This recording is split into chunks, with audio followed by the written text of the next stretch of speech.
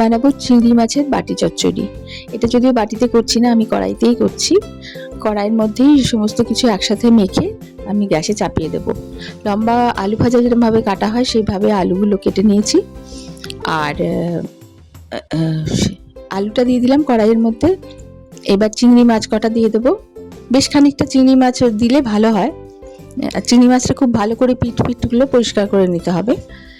দিলাম লম্বা করে স্লাইস করে কাটা দুখানা পেঁয়াজ কুচি, একটা টমেটো টুকরো করে কাটা, 4টে কাঁচা লঙ্কা দিয়েছি। এটাই ঝালটার জন্য এইটুকুনি কাঁচা লঙ্কাই, আর কাঁচা লঙ্কার টেস্টটাও খুব সুন্দর আসে।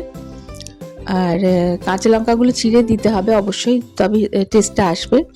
সর্ষের তেল দিলাম, নুন দিলাম। সর্ষের তেলটা আরও খানিকটা দেওয়া যায়, আমি স্বাস্থ্যের কথা ভেবে সবটা দিইনি। হলুদ গুঁড়ো দিলাম। এটা তেলেই মানে তেলই হয় একদম রান্নাটা, সেই জন্য তেল আরও খানিকটা দিলে ভালো হয়। আমি দিলাম কাশ্মীরি লাল লঙ্কার গুঁড়ো, এমনি লাল লঙ্কার গুঁড়ো দিতে পারো যে ঝাল খেতে পারো যারা। আর দিলাম ভাজা জিরের গুঁড়ো, আমার কাছে ভাজা জিরের গুঁড়ো ছিল, এমনি নর্মাল জিরের গুঁড়ো দিলেও হবে। সব কটা একসাথে খুব ভালো করে মাখতে হবে। সুন্দর করে মেখে এটাকে ঢাকনা দিয়ে এখন গ্যাস জ্বালিয়ে আঁচ কমিয়ে এটাকে রান্না করতে হবে। মাঝে মাঝে ঢাকনাটা খুলে ওটাকে দেখে নিতে হবে যে আলুটা চিংড়ি মাছটা সেদ্ধ হয়েছে কিনা। ওর মধ্যে থেকেই জল বেরোবে, দুটো জিনিস থেকেই জল বেরোবে, সমস্ত সবজি থেকে, টমেটো থেকে। আর খেতে এত অপূর্ব হয়, গরম ভাতে তো অসাধারণ লাগে।